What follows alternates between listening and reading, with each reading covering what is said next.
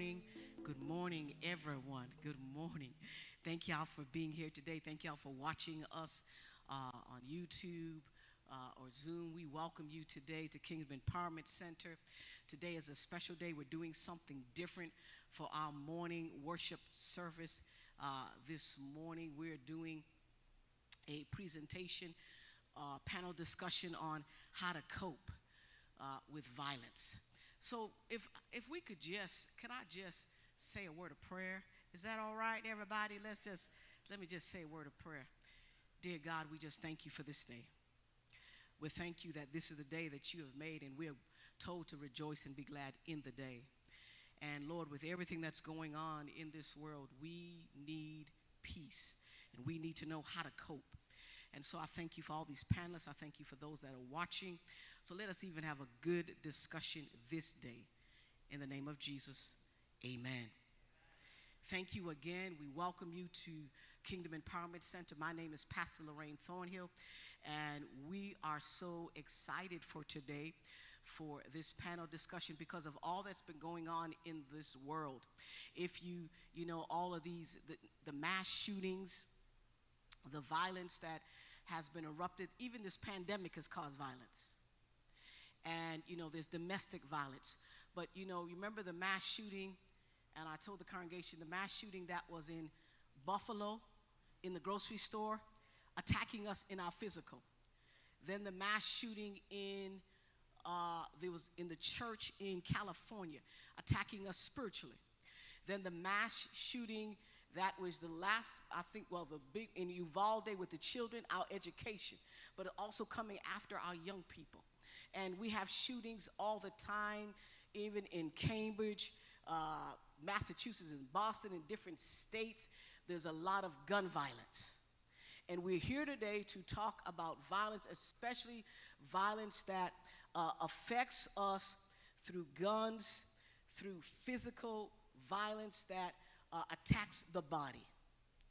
All right? And so we have an awesome panel behind me today. They've got a lot of education, experience, but we also want you to be participating. So not just watching, but thinking about what I want to ask. What do I want to talk about? Because this is your opportunity today. Even as we talk about violence that affects us, because there's violence that affects us even though you might not be in the middle of the violence, just by watching it, it affects you. And so how do we cope with that? The violence we see, the physical violence, the gun violence, how do we deal with all of this violence? So I'm going to present our moderator extraordinaire. Y'all know her in this house. We know her as Shamika Gregory. And so, wait. So we're going to introduce Shamika. She's the moderator for this panel. She's going to set the stage for what happens next. So I want you, everybody, let's give it up for Shamika Gregory.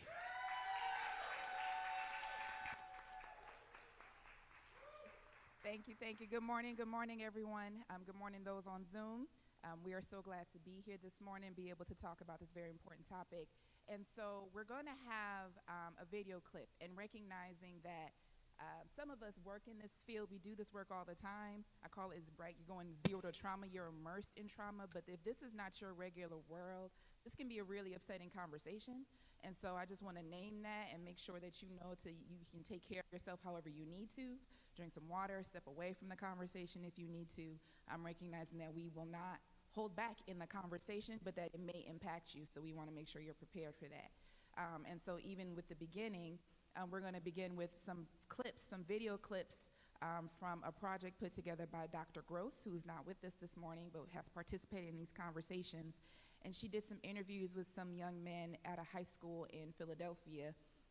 And so we just wanted to show some clips from those videos just to bring us all into the conversation. In addition to that, those who are physically present, you have index cards next to you. You should have an index card. If you don't, please raise your hand and someone will bring it to you. We really want to hear from you all. And so if you have a question, write it on the index card, and because we're going to be collecting those, and we're going to have time for those questions later in the day. If you're online, you can submit them through the chat. Folks are monitoring the chat. so we can do that. And then after that, they will introduce themselves, but I want to name them here, right? We have Roxanne Maskell, LICSW. And we have Dr. Robert Motley from Boston College with us. And then Lisa Thorough of the, oh my goodness, I'm blanking on the name, it's like the Youth Violence Shepherd Strategies for Youth. I'm so sorry, I'm remembering the activity. Please welcome her. So they'll introduce themselves more after the video clips, but I wanted to name them at this time.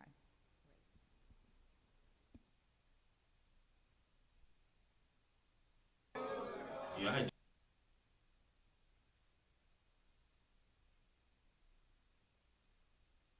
just got off of work.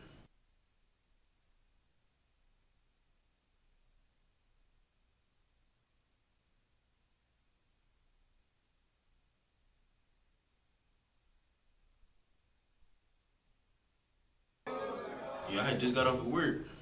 I was about to go to sleep. In my room, chilling, listening to music, and I think I was just texting people. Yeah, I was coming home from school. Playing Fortnite. So she texted me like in the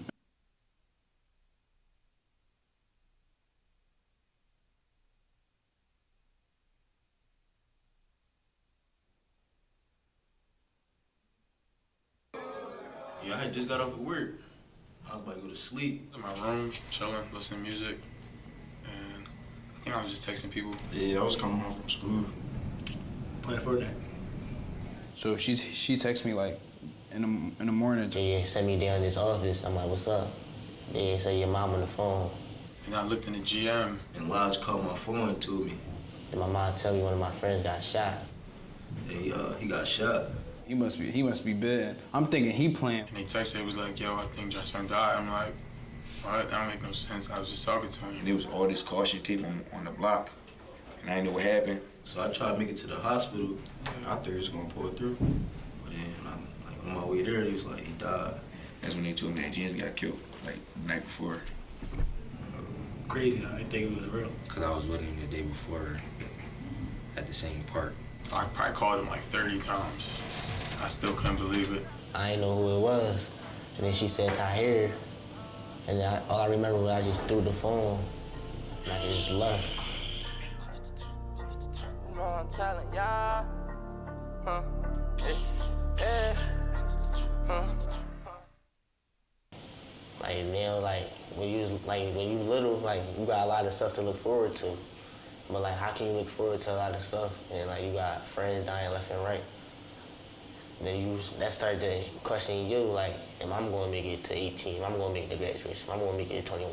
I'm going to have the kids, a family, like. They have to feel empowered. They have to be strong.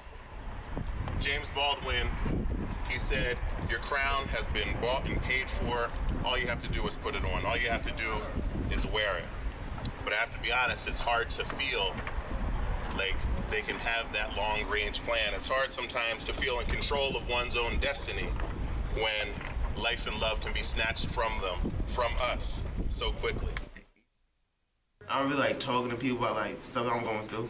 So like I feel like nobody feel like how I feel. So I can't really talk to you about how I feel. I don't show emotions. But like if somebody talk about me or something, I still smile and laugh so they think I'm playing. But it might be something real serious. I'm still smiling, but the whole time I might be mad or I might be sad. I know how to keep my emotions inside and keep a straight face on. I just think about memories that make me smile, so I don't gotta be sad. People show how they're hurting different. Like I might have somebody that he might be feeling like he hurt, but he might go out and do something stupid, and then that's how he's showing it. But you don't. A lot of people don't see that or see what you're going through. You just see somebody that did something stupid.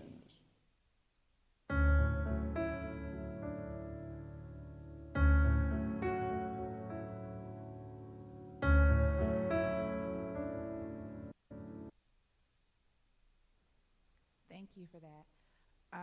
So again, the panelists will all introduce themselves with their names and what they noticed from the film, as well as how it connects to their own background. So I thought we could start with Lisa. My name is Lisa Thoreau. I run Strategies for Youth, which is 2 blocks up the street. And we're a national nonprofit training and policy organization that's trying to improve the way police treat youth and also to protect youth in their interactions with each other and the police. So we do this through training of law enforcement, and we play Jeopardy games with young people to help them understand how to navigate interactions with their peers and with the police. And in our work, trauma is a constant, either trauma from police or police not understanding the trauma of the young people they see. And if you look at the states which have analyzed the adverse childhood experiences of the children they've incarcerated, most children have, 80% incarcerated kids have about 4 to 5 traumatic experiences, from watching community violence, domestic violence, to being victims of violence. And so trauma permeates everything we do. And personally, I have not experienced a whole lot of trauma, but I am the recipient of intergenerational transfer of trauma from my mother, who's a refugee and escaped Europe as an orphan. And I can testify to the long effects it has, and that we all are aware of.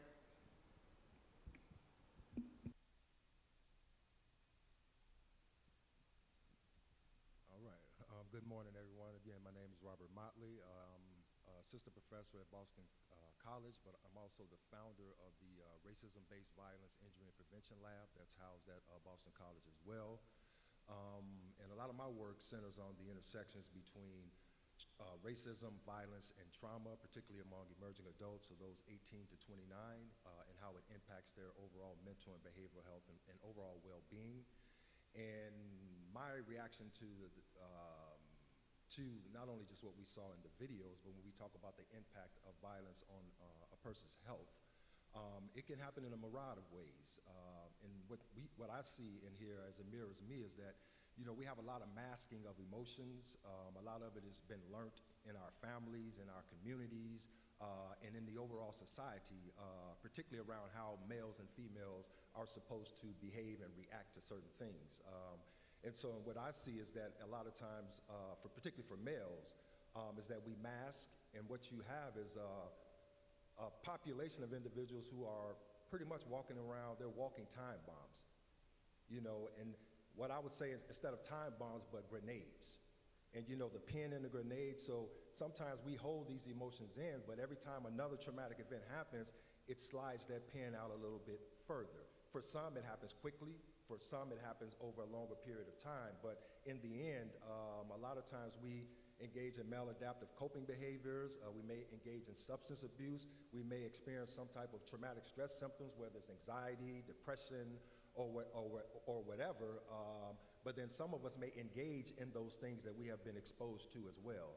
So it can impact us in a variety of ways when we talk about trauma experiences, and just knowing that young people, they're still developing, cognitively, physically, they're, adapting to different challenges in terms of their independence, growing, transitioning into adulthood, and who am I in this society, and what does that mean to them after they're being exposed to these things. And a lot of times what we see what we actually saw is that they can lose hope in their future, where they're not thinking about college or anything. They don't even think that they're gonna live past the college age, so it impacts us in a variety of ways. Good morning, I'm Roxanne Masco, and I'm the lead clinician for the Trigger Project and co-host for Living a Triggered Life podcast, which really both focus on trauma, men who have experienced sexual trauma, and then in the podcast, I talk about my own individual trauma, having survived incest, domestic violence, poverty, racism, starting in the 2nd grade, very much a vivid memory for me. And we talk a lot about how that impacts in the podcast our marriage.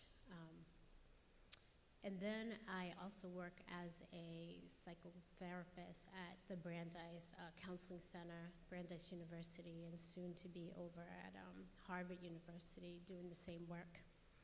I'm a longtime Cambridge resident, but a forever New Yorker.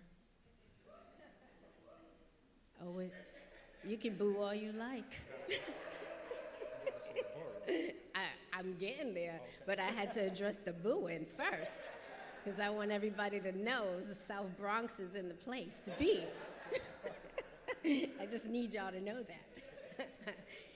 So I just want to let you know that a lot of my commentary today will be focused on Ken Hardy's work. He wrote a book called Teens Who Hurt, and he talks about how to help teens heal from trauma, basically. And one of the most destructive trauma-related work that I do with young people is racialized, because it's every day, multiple times a day, and it's invalidated on a regular. Thank you. So I'm acting as both moderator and panelist today. We can talk more about that later. But Shamika Gregory, you all know me here, but my work, I'm a social worker and I am immersed in this, and I work with young men like this, right? So I watch this and I see students that I've had in the past, and my frame of view is I always seek to understand, and I think that we lose sight of the need to understand people all the time, right? And so it's not an excuse. People are like, oh, that's just an excuse. Like, no, this is not okay, da-da-da. It's like, no, it's not an excuse. You're responsible for your behavior all the time. However, we do need to understand where it's coming from. And if we understand where it's coming from, then you might actually be able to do something to help, right? And so that's what I'm looking at, and watching that video. You know, I know from my training that the first thing that you need to establish for healing is a sense of safety. And so what we've done is we've created communities where there's no sense of safety. And so where does the healing come from? Where is there opportunities for healing? If you're constantly, right, if you are constantly in fear of your life, if you are constantly navigating streets that you're traumatized in constantly, right? It's like, where does that come from? And again, I know that when I saw it, being so impacted by listening to all those young men tell their stories and recognizing that they're talking about different people. And they're in the same school. I don't know if that was clear. They're in the same school.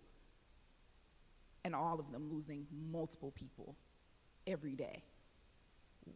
What are we doing? What are we doing as a world, as a society? What are we doing when we allow this to stand? And then we look at their behaviors, and they're acting out, and they're, you know, and they're lashing out from what they experience, and we say, you're a terrible person and you're bad, and the only solution is to incarcerate you. It doesn't make sense to me. Like, logically, it just makes no sense to me. So that's the frame that I'm coming from. I'm really glad to be here with you all. And with that, we're going to dive into our first questions. So really glad. So the first one is just, how does violence impact our views about ourselves and the world? And what impact does it have on our mental health? I won't select anyone to go first unless y'all is quiet. And then I'll pick on somebody. But again, how does violence impact our views about ourselves? Like, how does it change how we see ourselves? And Dr. Motley, you touched on this. Robert, you touched on this in, like, how do you see a future for yourself in the world? And how does it change how we see the world, the violence that we experience? And what impact does it have on our mental health?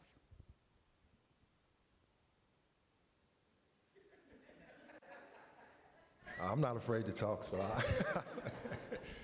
No, but again, you know, my work is really particularly around emerging adults, you know, that transitional period between 18 and 29, where these individuals are really going through, you know, identity exploration, trying to figure out who they want to be in life, you know, and given that now people are, you know, going for, you know, higher education, so a lot of them are in school, trying to figure out their careers, figuring out love, possibilities, and things like that. But then there's also something that when you're growing up in a community where you're exposed to something over and over and over again, whether it's live, where you're seeing it happen in real life, whether you're hearing about someone talking about it, or you're seeing these things in media, it can really impact a lot of individuals because they're impressionable. You know, and so for a lot of times, you become what you see, what you hear, what you experience. And so when you're growing up in communities, and I grew up on the west side of Chicago, so I am no stranger to danger at all, and have been, you know, parlayed in that, and you know, during my life, and have made some mistakes, like a lot of young black males who grew up in those types of communities. And so you kind of become a part of the community, a lot of peer pressure, trying to fit in and things like that. And so it really, really can impact young adults to make wrong decisions. You know, and so that's on the behavior side. But then you also have the mental health aspect of when you're exposed to these things. Some people can be exposed to a traumatic event and they can still go on with their lives, but for some individuals, it can be really, really impactful. And there's different theories out there to explain that, and I'll just touch on one. It's really about your solidarity with the individual who you see experiencing violence.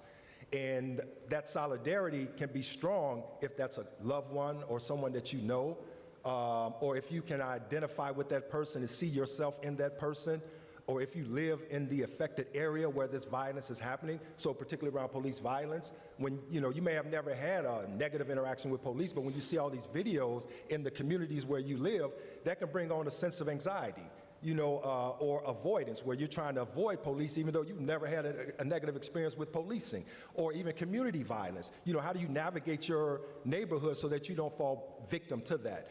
And so all of those things can weigh heavily on an individual, you know, when especially if it happens over a long period of time. And so thinking about health, thinking about how you view yourselves. There's something called, you know, future orientation for a lot of young people. When they didn't show this, but in the clip, one of the young men had lost 11 people in 1 year, all close people, students, family members, and things like that. And a lot of them talked about how they didn't see themselves living past 21.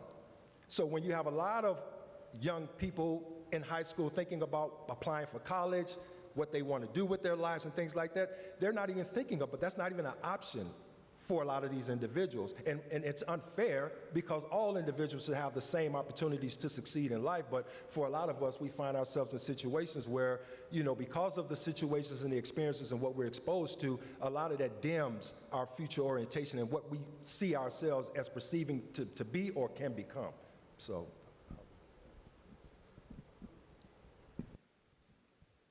So I'm gonna do a little piggyback on that, but I wanna bring us back to what I was doing when I was watching that video, because this is what, the elephant in the room is therapy, right? A lot of people have a lot of ideas about it. There's a stigma around it. I don't need it. It means this if I go for therapy.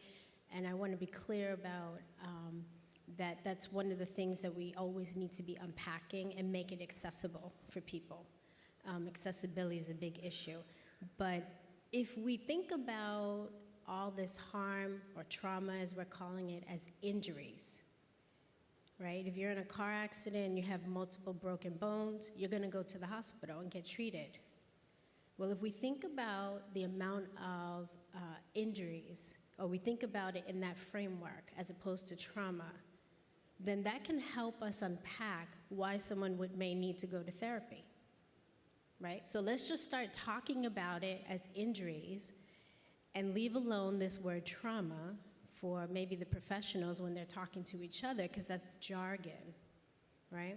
And so that might really help us along a little bit in explaining why we would suggest someone might need to utilize some therapy, some talking.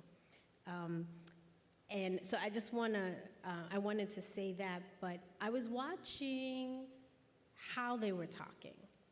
And so as a therapist, this is what we do, right? You notice that a lot of their facial expressions was flat. No emotion. Some of them were making eye contact, some of them were not making any eye contact. And there was only one individual that was actually rocking, right? So as a therapist, I'm sitting here wondering, is the rocking how you're self-soothing yourself because what you're talking about is so activating? And so this is something that's really important about young Black people, right, and brown people. Generally, that's what we see. Nothing, it seems like nothing's going on. That is a red flag. When you see someone looking that way, and all those young men were looking exactly the same, when you see that, that's a red flag. And they're talking about the most horrific thing in their lives, and they're still. This is the value of being a therapist. These are the nuances that we see. I listen to tone. I listen to the use of language, words. And then the most important thing that I do is I feel. I'm tuning into myself and thinking about, what am I seeing? What do I feel? What do I hear? What is the sound of your voice? Is it high? Is it low? Right? And these are I'm saying all these things not so that you can go out and, be therapists, because it's a job. It's a lot. But I'm saying this because we all interact with young people. We all work with young people. We see them in the community. And so this is another way to sort of unpack what you think is going on, to step away from it and acknowledge that there's probably a whole bunch going on there that they're not able to express for one reason only. Nobody's asking them. No one is creating this opportunity for them. Yeah, and that's so real, right? Right, and it's like that's the need to have the conversations. We stop talking to people, and we start dictating to them and start finding what's wrong with them rather than talking to them, right? But I want to expand the conversation, recognizing that we're all experiencing this. We're all seeing all of these mass shootings every day. Gospel Fest is coming up. I love outdoor events, festivals, all that. That's my life. I get my joy from there, y'all.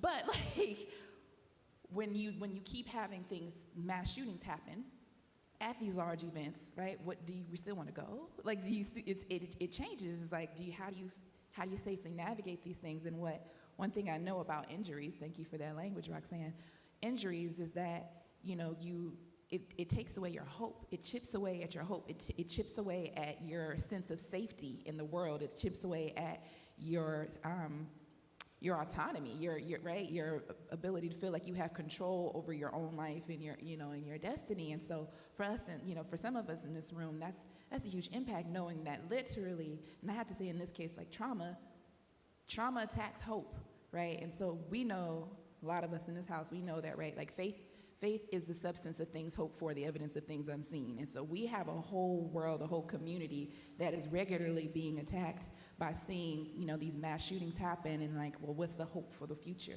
right? Like, where's your inspiration? Why do you bother to keep trying in those circumstances? And that's what sits with me, because it literally makes me question, right? Every time, it's just like, is this the day? Is it safe to go here? Do I really want to risk it? Is this a place I really want to be? And then my world shrinks, and my world shrinks, and my world shrinks, and my world shrinks. And then we have people with rising anxiety and now agoraphobia, which means you don't want to go outside, and all of these things, because we're all exposed to it in different ways, and even more and more so these days. So I just want to offer language to that experience that you're talking about. We're constantly being devalued. That's what that is, right? All this happens, nobody acknowledges it, nobody sees it. The world keeps moving on like it didn't happen.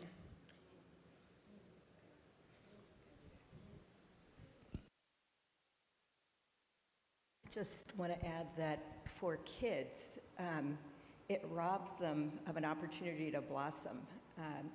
If you're focused so much on survival, if you're running a gauntlet from the police or between the police and people who you think will hurt you, who are not supposed to for one reason or another, there's no safe place, which is why many of us oppose police in schools, because police in some communities are not perceived as a source of safety, just the opposite. And by putting them in schools, you really increase the level of frightening risk of going into schools. But what happens is that young people don't flourish if they're focused so much on survival and they don't have these safe havens. And that's a terrible loss for all of us. And last thing I want to add, and Dr. Motley, this is for you because you're the researcher in the room.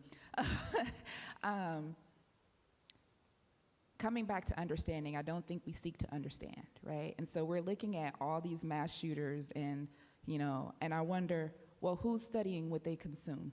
Who's studying like what brought them to this point? Because right, they're just like any of us. They're born one day, and right, and it keeps happening over and over and over. It used to be a sensationalized thing. Now we have it literally daily, right?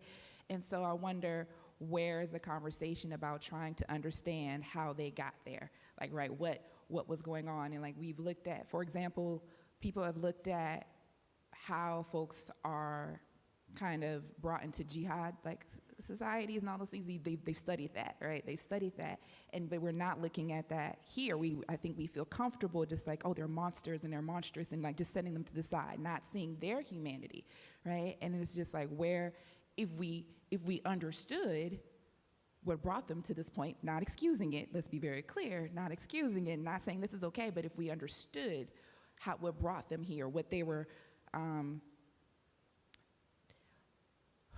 trying to communicate in a way, maybe we could prevent it, right, in the future. And you're seeing it more often. For me, I see it in two categories.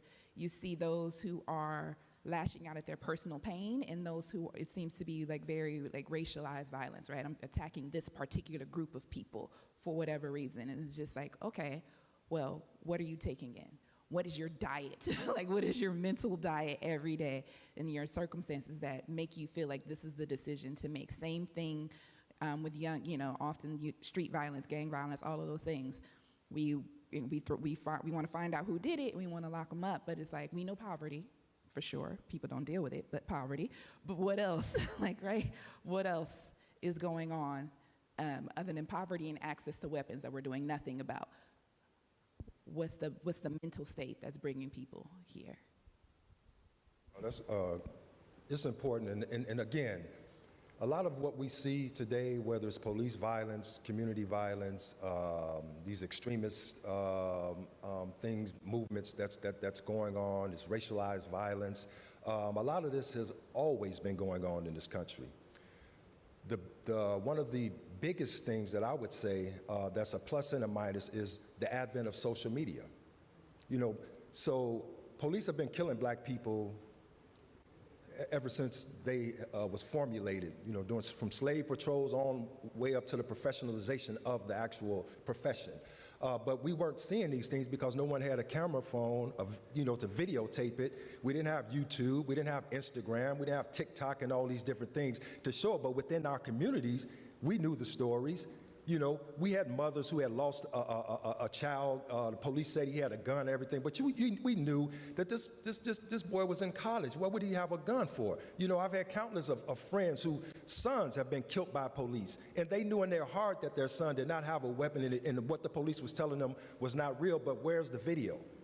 So social media has been able to really peel back and show the world what has been going on at a larger scale. And what's been happening is back to what we see, we become. So because you see now all of these different, whether it's positive or negative. So when you see a lot of these killings, you see a lot of these racist things happening on social media, it's reaching a broader audience.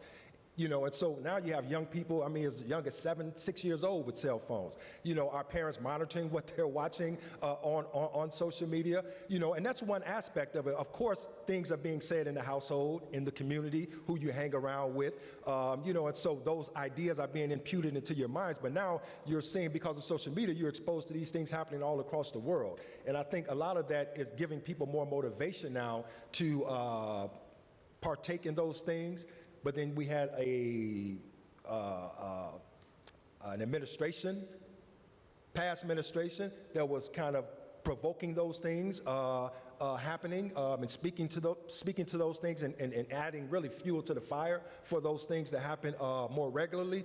But again, they've been happening, but now I believe social media has not only put a spotlight on the prevalence of these things, but also is giving ammunition to a lot of these folks to say, hey, because I see what's happening now, it's giving them courage to partake in those things.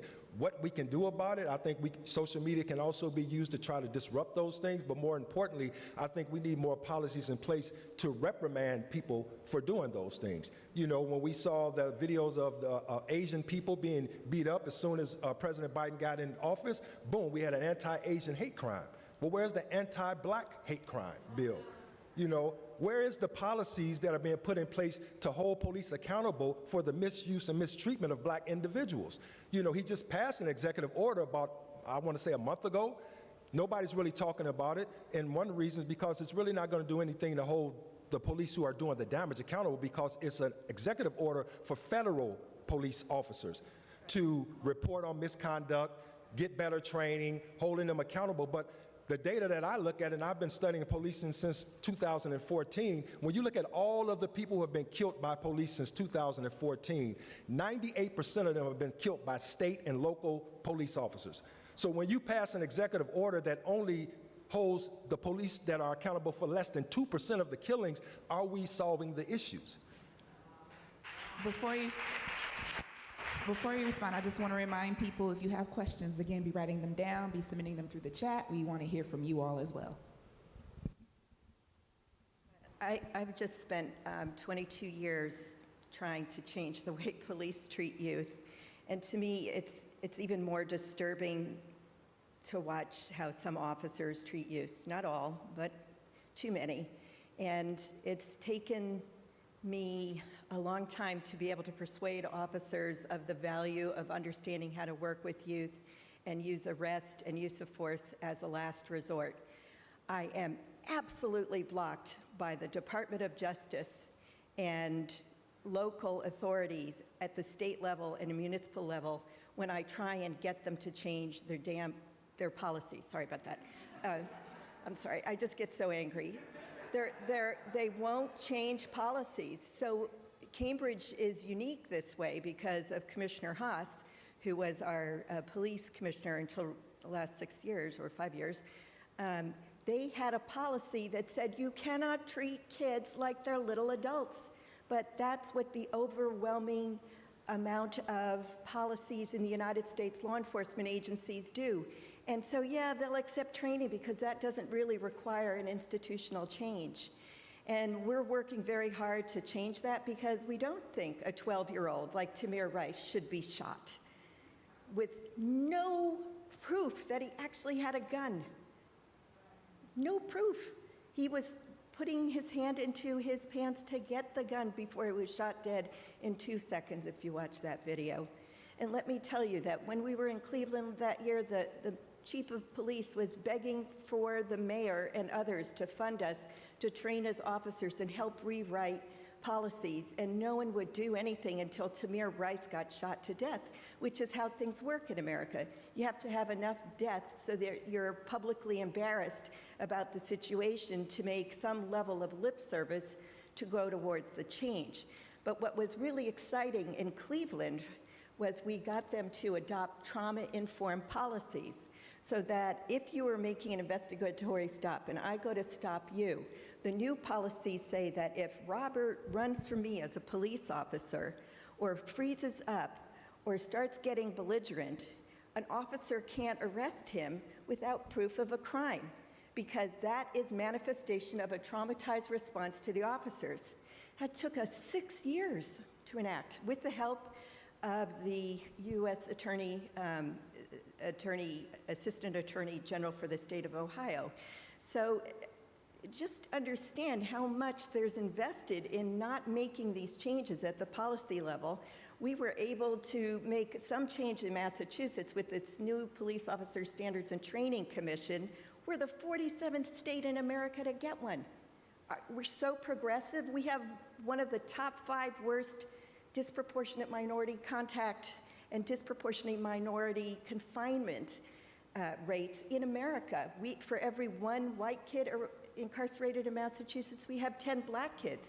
That should be a manifestation of racism in Massachusetts. And the last thing I will say is there are shooters and there are shooters. If you look at school shooters, I like to do this presentation. I'm happy to do it. I took a picture of the vast majority of school shooters who killed the most kids. They're all white. The kid in Uvalde was Latino. There's been one black kid who killed 2. They're all white boys, and many of them are not poor. They're middle to upper class. Yeah. And yet, when we put school resource officers in schools, and again, Cambridge is an exception, who are they arresting in school? And that's a really good point, and I want to move on to our next question, but I really want to bring that into the room that nothing's by accident, right? And so people can pass policies all day, but if there's no teeth in the policy, it doesn't really go anywhere. And you can train, but training's not the issue because, again, we see these mass shooters arrested with no issue. So that's right. You have people actively shooting at the police, and they're arrested peacefully with no issue. So I can't say that it's training that's the problem, right? It's policies. And again, coming back to laws, we criminalize poverty. We put laws in the books that criminalize people for poverty, right? Like literally, if I steal something that's worth $100, my sentences, like what's in the books, my sentencing will be astronomically higher than if I steal a whole company's pension. I get a slap on the wrist for that, right? Like that's not by accident. So it's like we criminalize poverty, we punish it much more harshly. Y'all know what I'm saying. And we run with it, and so it's really important to highlight that. But I also want to bring us back to our conversation about all of these are forms of violence. Let's be very clear of that, right? The rampant poverty in our communities is a very severe form of violence. But wanting to move us in the conversation with so much violence happening every day, so many different forms, how can we find the balance between numbness, right? And numbness actually being a symptom, right? Like you were speaking about that, Roxanne, the numbing, the blankness of the young men in the video, right? That's a form of numbing. Numbness and constantly being overwhelmed emotionally, right? And that's the opposite side, the high anxiety, that's the, you don't know how to function in the world. It's just overwhelming. So these are the two extremes that tend to result from violence. How do we find the balance as individuals? So I'm going to start us off on that one. The consistency of devaluing a community or a person leads to rage. Rage is a suppression of emotions. That's what we saw, suppression of emotions. Numbness is a body sensation. I'm gonna take a wild guess, like many of us, these young men are not attuned to their body. Right? This part is disconnected from this part. It's how many people function, right? So from a therapist's point of view, the goal is to get them more attached to their body so that they're not suppressing those emotions. So learning how to talk about it, having a space to talk about it, right? And you can take anything I'm saying and you can use that in a community, right? It's translatable. So one of the things that's really helpful is when, and this goes to Lisa's point, when we can get people in the community like the police and others to actually learn how to respect, right? Showing respect for communities, for families, for kids. Teachers can do that too. Anybody can do that, right? Because what happens is they begin to start to feel more humanized, and that's what we want. And one thing that's really important for our communities is relationship. So reconnecting to people, feeling human and then being a human and reconnecting. So most of the young people I see, that's why they're coming in, because they've lost a lot of their relationships. They're not enjoying being around people. They can't tolerate it. It's anxiety provoking. They don't know what to do. And so when you get back to this whole internet, social media, that consumption, it limits the young people from being able to be in a regular conversation with someone, right? They can't tolerate other people because it's such a singular act and they don't have to interact, right? So we see this happening when kids are removed from their homes and they're put in group homes where there's no parent to attach to. But you expect them to get better in a group home and then go back home and tolerate relationship when you didn't do anything about their relationship while they were in the group home. Right? So we can go on and on. All four of us have talked about how we continue to devalue people over and over and over. And I don't know, I mean, I hear all of you about the whole policy thing, but man, we're not clear about how to be human beings. Policy is not gonna tackle that. This right here, what we're doing, this community here, this is gonna tackle that. How do we draw everybody into these communities? How do we take action as a community and reach out? Because this is the place where it's gonna happen.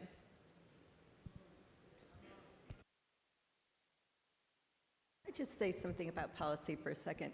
I know policy can't fix things, but without it, you can't hold people accountable. So right now, when you body slam a 15-year-old girl on the floor of her school, as we see done repeatedly in Florida, I guess officers don't learn from the prior experience of other officers. The chief of each police department will say the officer followed policy because the officer was following a policy for an adult. And we cannot hold these officers accountable in state or federal court without a change in policies. You have to have training, you have to have policies, and you have to have supervision to bring a Section 1983 case. And guess what the Supreme Court just did? It just took away the right to say that the way you can challenge an officer's conduct towards a kid for not properly Mirandizing them is no longer a civil rights violation anymore. So that's why I'm talking policies. But I have to say, I grew up in no community. My community was my family. We didn't have church. We didn't have family nearby. And one of the things I've learned is that isolation, which you brilliantly connected to increased consumption of social media and radicalization, which we certainly see among white boys, right? And the Proud Boys, and their big article today in the Boston Globe about how they're increasing in number here. We also know that that compounds the sense of harm from an injury, of trauma. And so young people who have the great luck to come to a church like this and to feel that they're part of a community and that people will hear them and feel their pain are incredibly benefited by that. And this is something you're offering that's incredibly wonderful and wish I had had. I would just like to echo and just say, I think it's not an either-or thing. I think we need a multitude of things. I don't think it's one silver bullet for all of the different problems that we see ourselves facing in society, but I do know something Roxanne, you said on Zoom, though, so when we talk about the consumption of these things, because I know that my research has always been around police violence, and so since 2014, when I started my doctoral dissertation, I had to watch all of the different videos of people being killed, document these things. And so my wife, who's in the audience, and she would just, sometimes like, don't that stuff impact you while because I'm watching everything. And I have to say, yes, it does impact me, and having to watch these things over and over. But I always would tell her that, this is just my motivation to do the work that needs to be done, but also understanding that it is impactful, and I have to make sure that I'm thinking about self-care. And so sometimes I have to remind myself I have to walk away. Don't look at the news, don't look at social media. Give yourself a 2-week break from watching these things because now we're overloaded with these things. Back in the days, it was just channel 2, 5, 7, and 9. Wasn't nothing else. You know what I mean? And so, if you just didn't watch the 10 o'clock news, then you wouldn't know who got killed. You just hear about it in the neighborhood. But now it's just, and when you walk around, everybody's looking at a cell phone. In the restaurants, everything, they just consumed with these things. So I think we have to be mindful to turn it off take a break from that. But then also, it's important that we talk about our mental health care and knowing that we can't do it alone, that we need therapists as well to be able to talk about these problems. And as therapists, traditionally, they are trained to treat the disease and not the person. A lot of times, when a person comes in, they ask what's wrong with them versus asking what happened to them. You know, and so there's ways that we have to think about engaging, which I think, Roxanne, you do it well. I mean, when you talk about them, we have to talk with them. It has to be a human connection. You know, do they trust us when they walk into our office? You know, is the office inviting and welcoming? Is the environment of the office? Do they see people who look like them? Do they see pictures of people who look like them? You know, is everybody saying, you know, how you doing, even though you're not on my caseload? Do you just walk past them because they're not your client? Do you say, how you doing, what's your name, who you here for, okay, how your day been, and things like that? Do you try to build rapport and a relationship with them before you dive in and talk about the symptoms that they're experiencing? So, you know, so there's a lot of things that we have to consider for self-care. How do we help people who are in need? And also just taking time out from watching all of this stuff sometimes. I really appreciate that, and I would, you know, connection is really the answer to so many things, right? It's true, like you talk about substance abuse, right? The solution to, like, right, is connection. People use substances as a coping tool to help with the numbness, right? And all of these things. And as we learn so much here, right? We are hurt in community, but we also heal in community, right? And as a therapist, we know the bedrock of our work is relationship. If we don't feel if our clients don't feel connected with us, nothing happens, right? So relationship is a bedrock for everything. And so how do we, you know, as Roxanne and Robert were talking about, how do we build more of that in a world that's constantly pushing us to isolate, right? And what does that look like? And also looking at what we consume. What I would want us all to know is that our brains are plastic, which means that they are constantly growing, constantly being shaped, constantly being rewired. And so what we're watching, what we're listening to, the interactions that we have, they all are shaping how we think daily. Right, daily. And so if you are constantly taking in things that make you feel less than or make you feel, you know, all of those, I read the news. I can't listen to the people's voices. Something about like hearing them talk about things like upsets me to no end. And so I have to read it, and I read it on my time when I'm ready to. I consume it when I'm ready to, not when they're ready to give it to me, because I need to make sure I'm in a space to take it in, right? And I talk to some people who feel like they're like sticking their heads in the sand, or like they're not paying enough attention, or they don't care enough if they walk away. But it's like, what is you torturing yourself gonna do to change things? It's not gonna change things. And so if you need to step away for yourself and your well-being, do that. You'll still find ways to change, you know, to fight for the things you believe in, but you don't need to constantly subject yourself to this thing that is shaping your brain, right? All of the time, and like the need for connection. And the last thing I really want to highlight is also to remind us, we are not biologically made for all of this information. Reminder that up until 20 years ago, you knew what was happening in your neighborhood. The only things you could ever take in was directly around you, because that's all you had access to. And all of a sudden, we have constant access to everything going on all over the world, and all of the horrors all over the world all of the time. We are not wired to deal with that. We don't know what to do with that. Like, we've not built like the capacity within our bodies to do that, right? This is very, very new, and we've not caught up physically to what we have access to through technology. So I just really wanted to highlight those things. And we have very few last bit of time. So my last question for everyone is just, where do you draw the hope that things can change? I really want to hear from you all, because we're here to stay in it, to keep doing the work. What keeps you in your work? So what keeps you showing up for your clients? What keeps you doing the research and watching the videos and keep fighting the fights? What keeps you like going at it with the policies and trainings and saying like what keeps you going?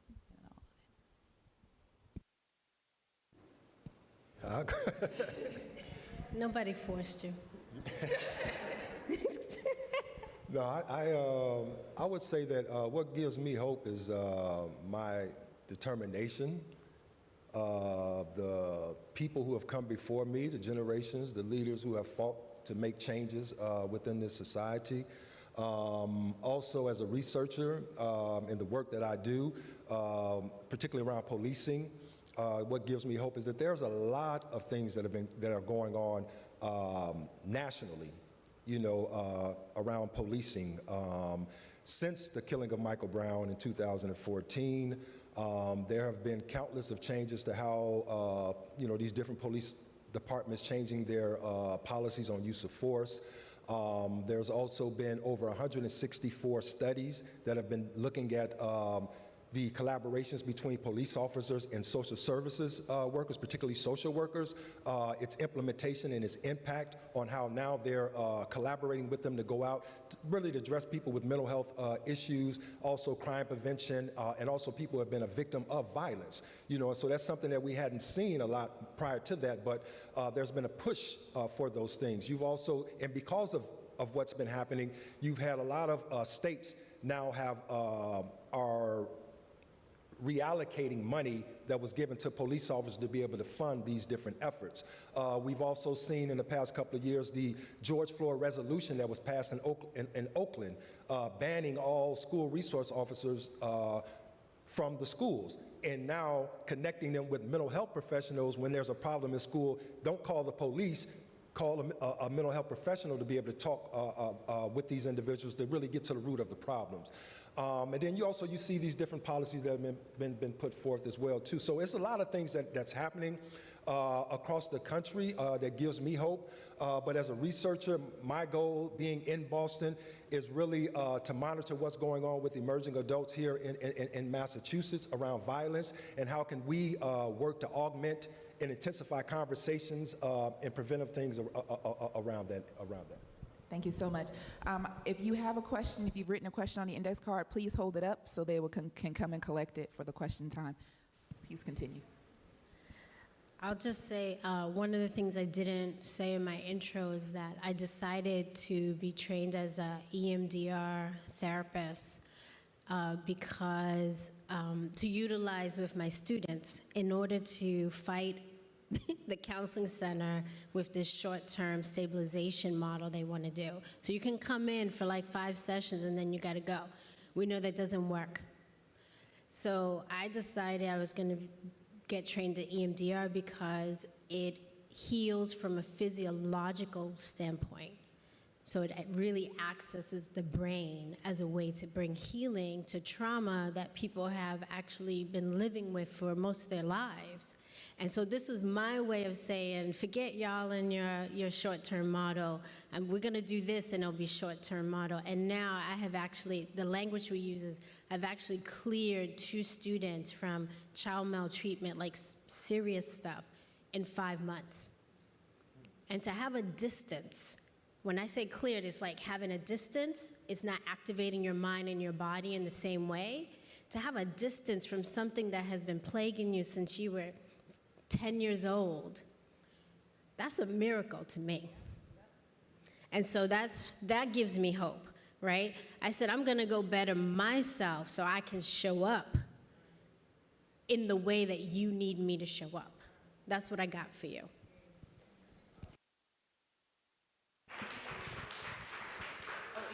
What is an EMDR therapist? Eye desensitization reprocessing, eye movement reprocessing desensitization. So we desensitize the trauma, reprocess the memory and how you think about it, right? So when something bad happens to us or we experience something bad, we associate a negative belief about ourselves. And that's what continues to activate us. So that eye movement back and forth opens up a part of the brain that's called the hippocampus, where your memories are stored. It opens it up, and once we desensitize you to that negative belief about yourself, then we install a positive belief, what you want to think about yourself. And then once we do that, we continue the process and through to the point that now you have this distance and you can actually accept, associate, and reprocess. So that memory is not trapped in there in that way anymore. I hope I did a good job of that because I was like fumbling there. What gives me hope is fleeting at moments, and I recently decided to take a break from training police for fear of losing my capacity to be understanding of their point of view. But what I decide that gives me hope is when we can reduce arrest rates of kids, when we can get officers to recognize that kids are coming into their orbit because of a terrific pain, and look beyond the behavior to understand the source of it and not automatically react as though these are bad or evil seeds. To get officers to want to support kids, that's huge. The other source of hope for me is kids. We play games like Jeopardy. We've just made a new version called Trauma Jeopardy, which is a terrible name. We're trying to change that. But Trigger Jeopardy is what I might steal from you. To try and fill the gap of the fact that kids who most need mental health resources are least able to access them right now, and to close that gap. And finally, the third thing that gives me hope, but also sustenance, is we're the adults. We have to be caring for these kids. How can you sleep at night if you're not doing something? That's what gives me hope and a nudge on the days when I'd rather not do anything at all. Fair enough. I appreciate you guys sharing. Briefly from me, I've seen in my work that healing is contagious, and that is such a powerful thing, to be sitting with someone and see their own journey and their own transformation, and that for them to be bringing in how they're reacting differently is shifting how their family is acting and what's happening with their friends, and how they're able to take what they've learned and to apply it to other people. It's so, I'm trying not to get emotional, it is the most encouraging thing possible, and that's on a small level, but also, again, connection, right? When I'm having my hard days and I get to have a smile from somebody else, or to see that, like, how I'm conducting myself in the world is making a difference, like that gives me hope. And then when y'all know I turn to my faith because God keeps me going and God demands things of me, right?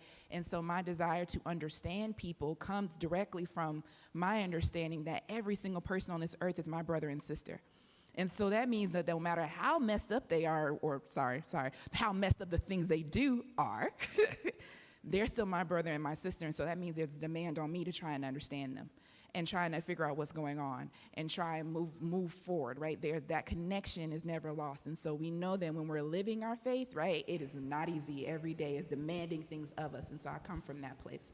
So that is what gives me hope. And with that, we're going to turn to our questions. So I hope that you've submitted them. If you haven't, please put it up. I'm going to ask our panelists to try and be brief as we're responding, because we want to get to as many as we possibly can. Thank you, Carmen, for doing the question. Shamika, I'm sorry. That's not a small thing.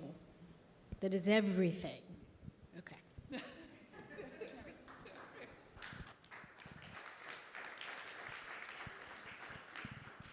All right, thank you. We have 10 and 11 questions from the audience, and so I've tried to read and group the questions. So if you don't hear your exact wording, hopefully you'll find that it's kind of embedded in some of the other questions. I don't know how much time we have for this portion. 30 minutes. Okay, so we're going to do the best we can to get through as many as possible. So the first question is, please address or explain intergenerational trauma and what interventions are most effective for Black youth who are living in households and communities where trauma is normalized.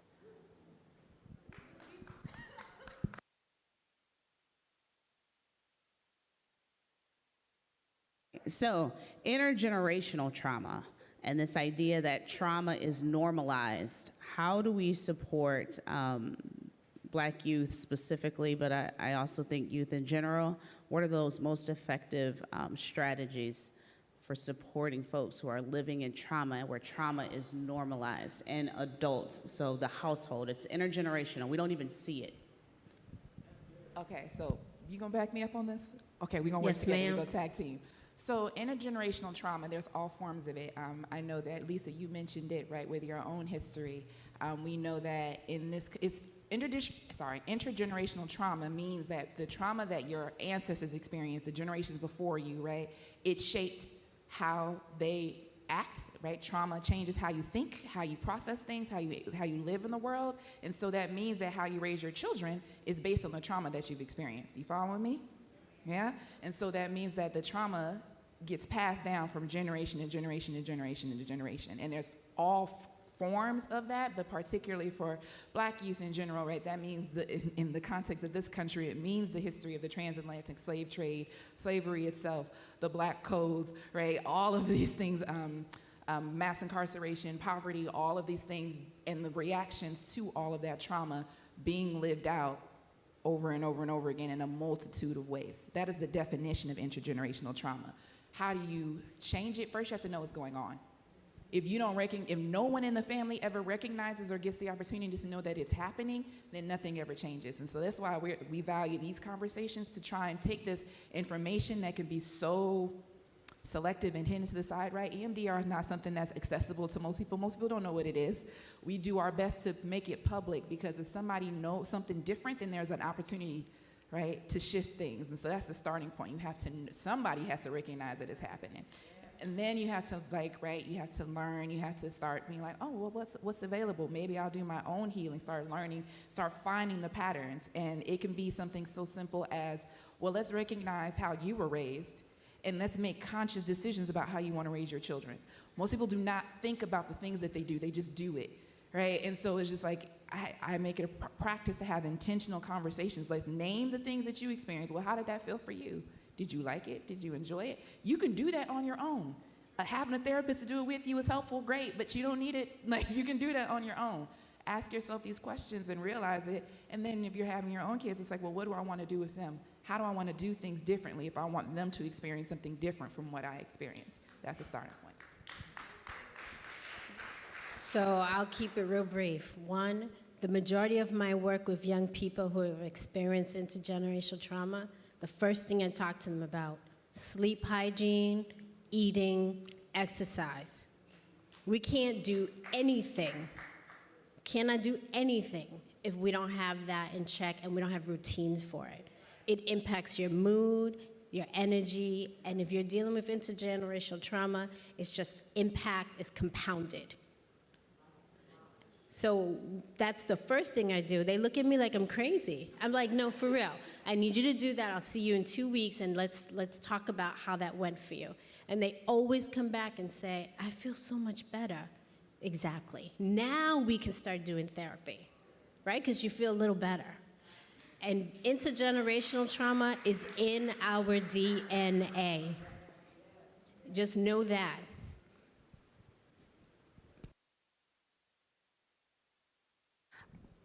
Next question.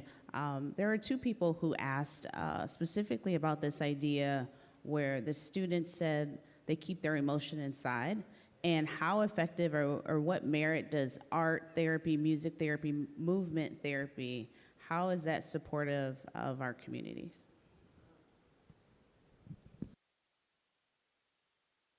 I'm not a therapist, but I just want to say something about when you experience a trauma during adolescence.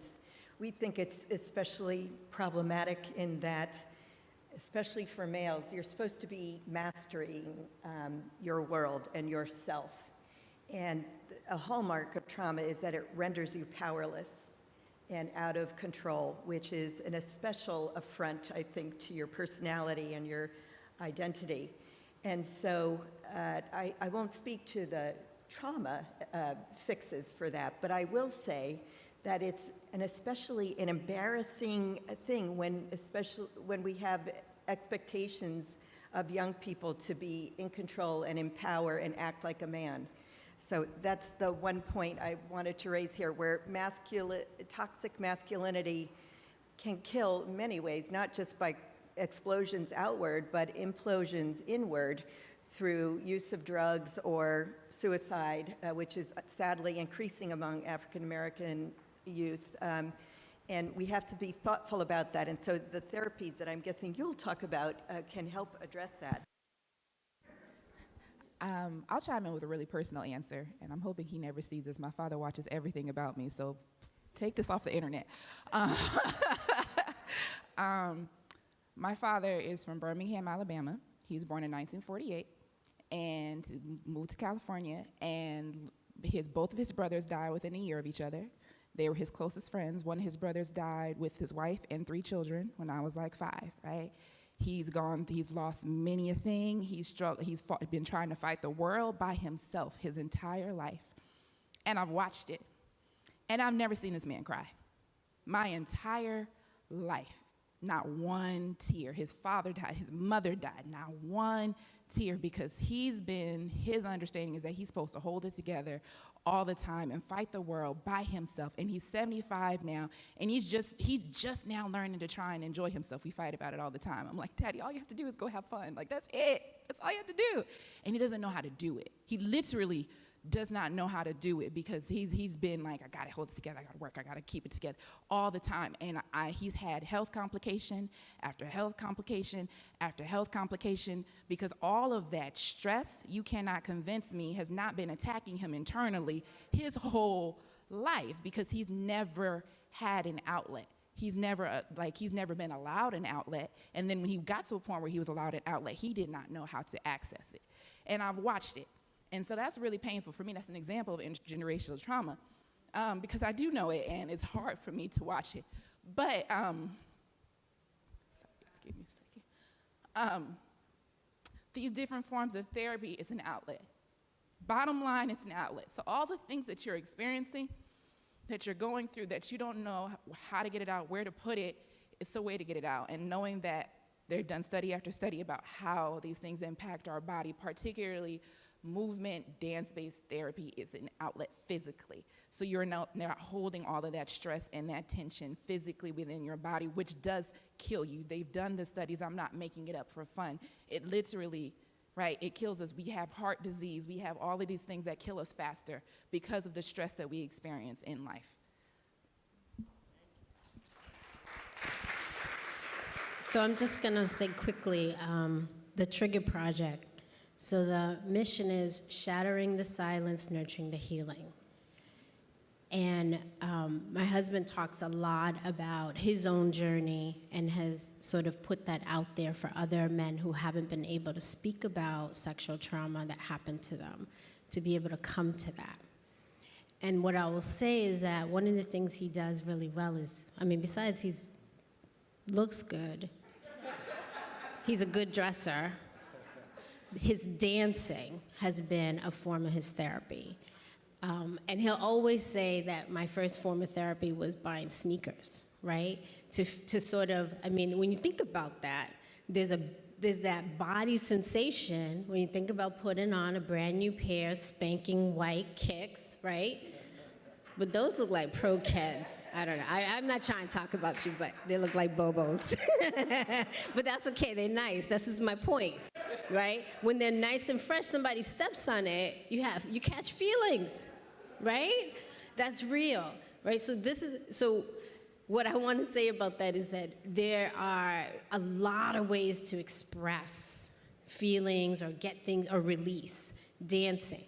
And the thing about dancing and movement is that for Black and brown communities, that's an ancestral connection, drumming, right? This is why I love EMDR, because it really gets you to be, part of the eye movement is getting both sides of your brain. It's the same thing.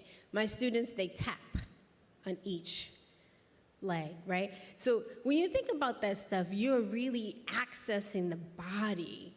And so body has to be a part of our healing because it always has been. And the work that Keith does in Trigger Project is really also in his inner monologue project, Sneaker Art Project. He's helping young people understand what is the narrative they've been living, but what is the narrative you want to live. Right? Because when we experience trauma, it removes the capacity to be vulnerable.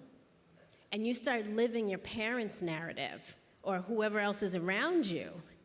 And so what Keith is doing in this is he's saying, but whose narrative do you want to live? And do you recognize that you're not living your narrative? And that's just absolute brilliance.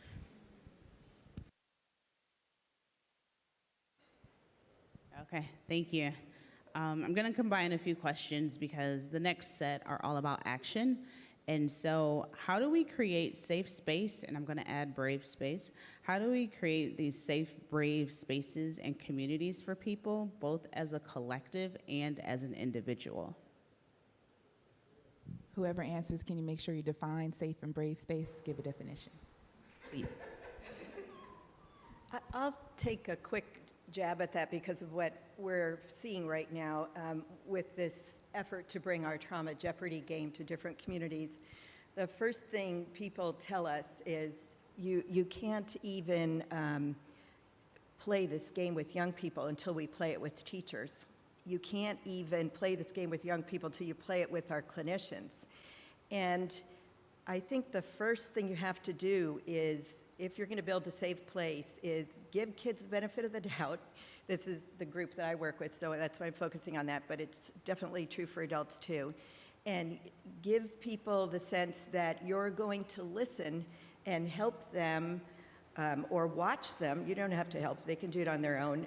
Understand what may explain the behaviors that they've engaged in. If you're going to jump on them, if you're going to label them, call them names like bad seed, bad person, bad behavior, and be judgmental, that is not a safe space. And so for me, the first thing we have to do in communities is get the adults to be developmentally competent, trauma-informed, and a bit more aware of the roles of racism and other kinds of inequity, including sexism, that affect how we interact.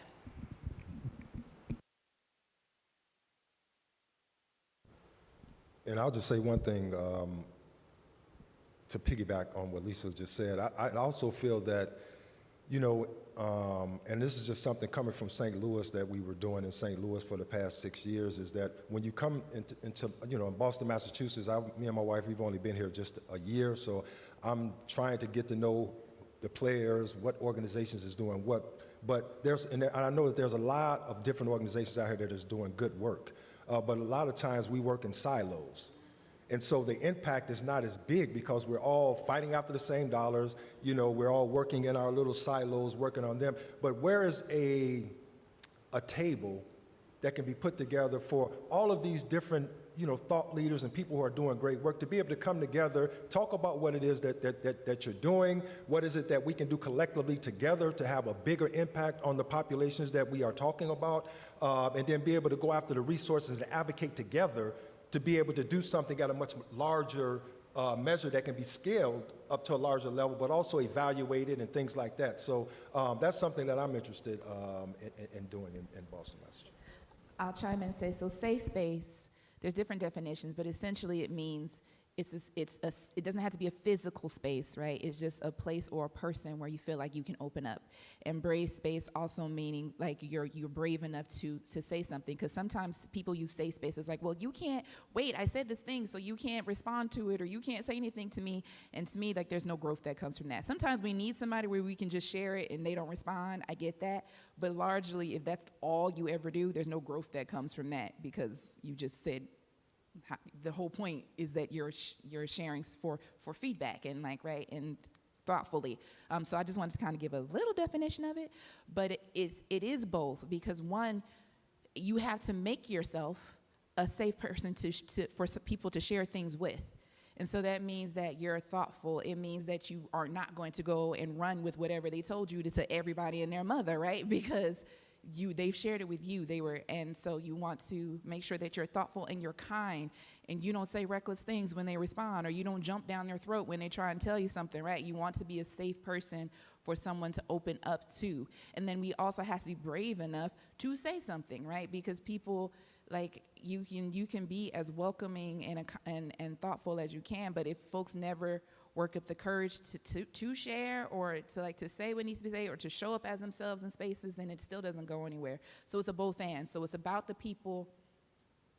It's about you always. Let's start with the individual. So you have to make yourself a safe person for others to open up to and be brave enough to open up to others, but also as a collective, right, that's our job and responsibility to make ourselves spaces where people can open up and also be willing to share with each other. And I want to give a personal shout out to Pastor Lorraine, because I think you've done a lot of work in that area for this house. So I just wanted to thank you for that.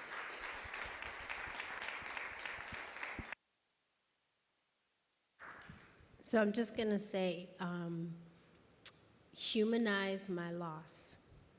Don't act like you didn't see it. Don't act like you didn't hear it. Don't act like you don't know. And do that for everybody that you see around you. Humanize the loss that we all experience. We just went through a pandemic. Huge amounts of loss. It's the one thing that we all share globally, that we all lost something during this pandemic. Let's not ignore it and keep moving like, we just do normal stuff. Sorry, last thing, also, don't be afraid to name the hard things. That's what this conversation is. We often skip over it because we feel awkward. We don't know what to say. It's uncomfortable. We have to make space for it. If we don't, we leave people to deal with it on their own, and it's not fair. Hey, thank you. Again, this next question is action-oriented. As far as what are self-care practices, and also training was brought up, but what are some self-care practices that can help us in the midst of the ongoing violence? Candy.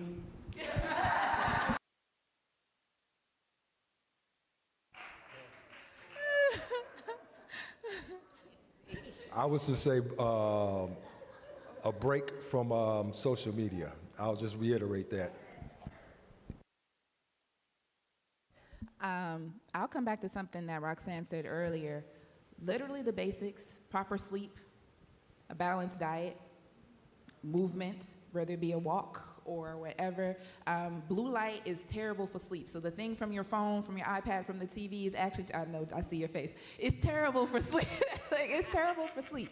Really, we should be trying to put these things away, 10, 15, 30 minutes, I'm saying 10, 15, before you go to sleep to help you get proper rest. It makes actually a huge difference. These small things, again, we're mind, body, right? We're mind, body, spirit. So anything that you do for your body, you do for your mind and your spirit. Anything you do for your mind, you do for your body and your spirit. Right there, you cannot, we're one people, we're one person, so you can't separate them. So take care of yourself. That's a basic, foundational starter point. I'd like to add one other thing. I think nature is a great healer, and a friend of mine in Boston, Judy Foster, has been, do you know Judy? Has been bringing people who have experienced trauma of the sort she has. She lost a son to violence, and she herself has experienced personally a lot of traumatic incidents. But she brings people on walks to Broadmoor, I think, in Natick, and just out in nature. And I think that's helpful. My self-care is going to the beach any time of year. Just to see the ocean is really reassuring to me, because I'm from Long Island, New York, and we were surrounded by water, which often seemed like the nicer people around the water, I mean.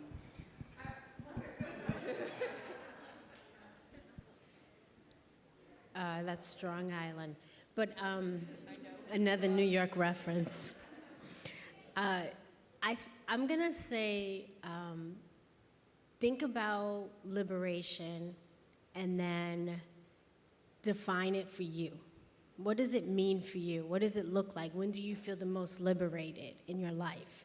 And then define what the activities are or what it is for you, and then let that be your plan. Let that be your everyday plan, because we need more moments of when we feel liberated. And we don't think about it like that. And that's a great way to sort of create self-care. And I'm just going to throw it out there.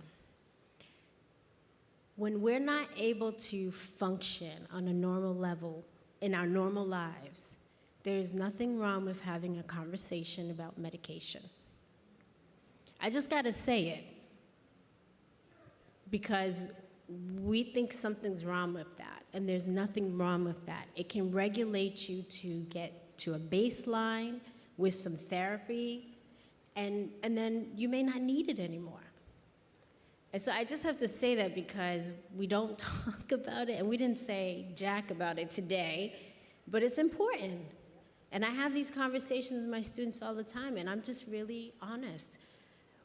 The therapy that I'm trying to give to you is not effective because you cannot function in your daily activities. I need you to function so that we can make the therapy work. That's where we're at right now. Last thing I would also say, again, watch what you consume. Watch what you're taking in. If you want to see a difference in your life quickly, just challenge yourself to listen to things that are uplifting, whatever that might be, things that are soothing and uplifting for like a week. See the difference that it makes in your mood. It impacts us a lot.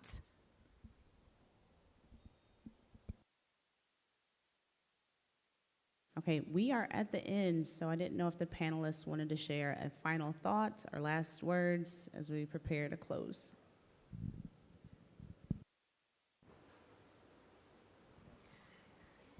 I just want to thank Robert for inviting me today, and really salute you, Pastor, or Minister, sorry, for convening this conversation, because we can't ignore it.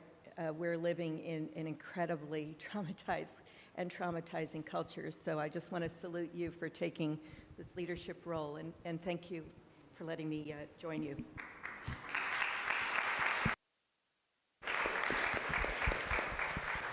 Yes, and I too thank Pastor Lorraine and Pastor Margot, Jodine, Shamika, and everybody for inviting me to be a part of this. I feel that it's needed, and it shouldn't be a one-off. I think that, we need ongoing conversations, so hopefully we can start planning to have these things on a regular basis, so that we can talk about, educate each other, listen to each other, but also to also be thinking about ways that we can intervene in some of the things that we're talking about through collaborations and things like that. So that's what I'm looking forward to. I just want to say I'm so honored to be up here with you too. Nice to meet you both, Robert and Lisa and Shamika. It's been a pleasure, and thank you, Pastor Lorraine, for continuing on this journey and mission.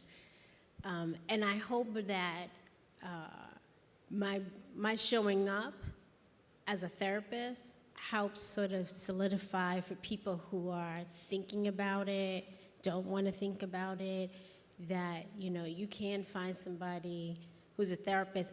What you see right here, what you heard today, is what my students get. And they laugh at me all the time. And one of the things that's so warming to my heart, which is something similar to what you said, Shamika, about the work that we do, is that my students come in and say, I was going to do ABC, and then I thought about in my mind, what would Roxanne say to me about doing ABCD? And what a beautiful way to honor the work that we're doing together. And so I just hope that if that's what you need, or if it's spiritual counseling, any kind of, therapy can be anything, that you actually really consider it, because we are living in a really harmful world. And we can't keep taking hits. So I hope I was able to do that for you.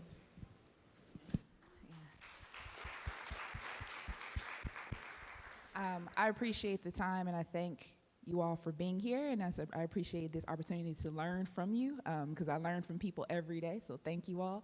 And thank you all for allowing us this time and being here with us. So 2 things for me. I went through the questions really quickly because I just wanted to see, and one of them is really practical. I just want to say, whoever it is about asking about the man who wants to connect with his family, do it electronically and figure out safe spaces where you can connect. You know who you are, whoever you are. Like, do it electronically first to figure out safe places where you can go, because let's not ignore the realities of what you might encounter if you move into the Boston streets, if that's not a safe place for you. So figure out another place that you can go. Want to be practical about that. And then for me, my final thought is that healing is an ongoing journey, and every single one of us has gone through things that we need to heal from. every single one of us, right? And then if we haven't gone through it yet, we will, because life keeps happening, so things keep happening to us in life, right? And people sometimes do things, and so it's never like oh, I'm done. No, commit yourself to taking good care of yourself and to loving on yourself and finding outlets and things that bring you joy, and like making sure that you're, having self-check-ins with you. How am I doing? What do I need? What's going on with me? Oh, I lashed out that day. Oh, what's making me upset about this situation? You're never done. And if you haven't started, it's never too late to start, and it's never too early, because we can make things different. We can change things. And if we operate differently, then we shift the things for the people around us too. So that's my final thought.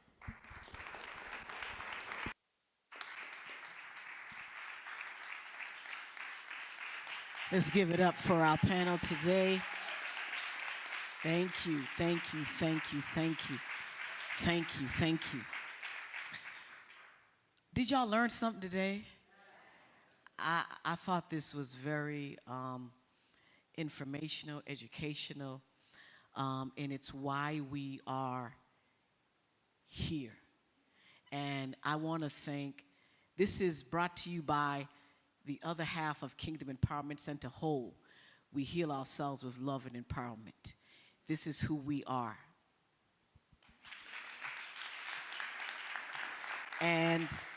But we want to thank you, panelists, for being here today. And we will have a little something for you. Thank you, Lisa, very much for coming and being with us today. Thank you, Robert, for coming from the west side of Chicago to be with us today. Thank you, Roxanne, for coming from the South Bronx of New York. Thank you.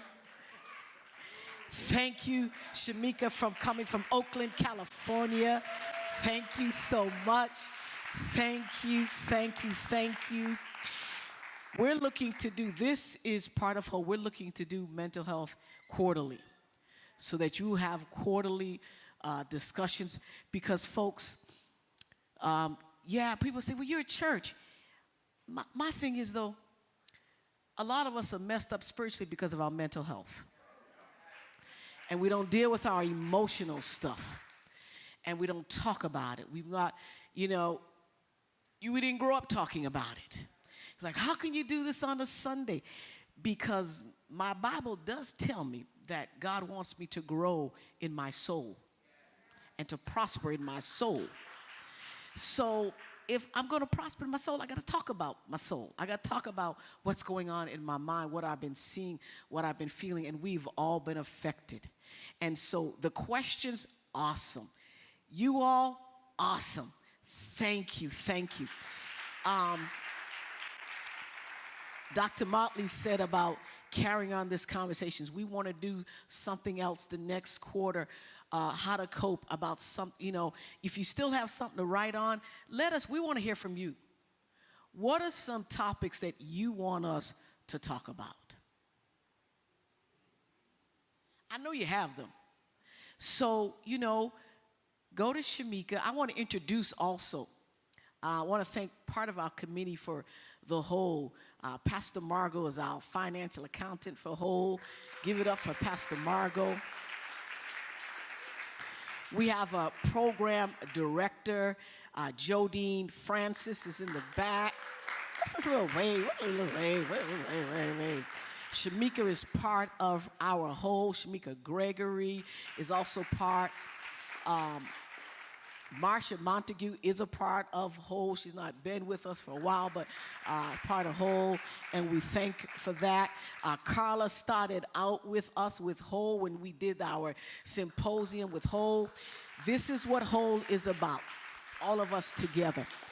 But if you have other topics, do you all remember Roxanne? We brought her in before last year, and she talked, the therapist, so she's no stranger. We want to bring her back, her and her husband. We'll give a shout out to Keith, the Trigger Project. Woo! Thank you. So thank everyone. Next Sunday, July 3rd, we're going to hear from our young people. Our young people are sharing, our youth, and our young adults. We have some college age, a little over, that have graduated. Some have graduated college, some that are in high school, I think, in elementary. We got the high schoolers. They're going to be sharing next week. You don't want to miss it. We're going to hear from them as a group of them next week. Then the week after, that's July 31st. Then August 7th, we're going outside the building. We're going to be at Green Rose Park next to, there it is on the screen, next to the old, I call it the old Izzy's. Okay, Izzy's is gone, as you know. But we're going to be out there. We're going to be doing a pizza party out there. As I said, we'll see if we're going to do backpacks or not out there. But we're definitely going to do a pizza party if we can, if I get permission from the city. And if it's okay, we might have an ice cream truck as well. We're going to be out there. We want you to, and we want to make our presence known. We want to meet the community and be a blessing to the community. So let people know about it. We have to use social media for that. So we need you to spread the word. August 7th. Okay, so next week we're in the building. Our young folks are going to be here, our young adults. The week after, we're going to be outside. We're going to be looking for help. We need setup. We need cleanup. We need all that. We're going to be serving the community on August the 7th. All right? All right? All right. So thank you so much. Let me just say a dismissal prayer and let you go. I say a blessing on you. Oh, we have, you know, we haven't done this in so long. And you know how I feel about, we have refreshments for you downstairs.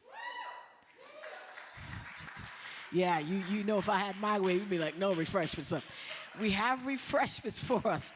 We have refreshments for you downstairs. Don't run off right away. You know, they talked a lot about community, connection, meet people, and oh, Lisa brought handouts. Then you can also, they're up here. Dr. Carmen Williams has them up here. So there are handouts that Lisa brought for us today. Please take it. Hopefully the panel can stay for at least 10 minutes. You can get to talk with them, say hi to them. This has been great. The Lord bless you. The Lord keep you. The Lord make his face to shine upon you, that you would go and spread light and be the light. God bless you. We love you. Amen. Thank y'all for being here. Refreshments downstairs. Make sure you greet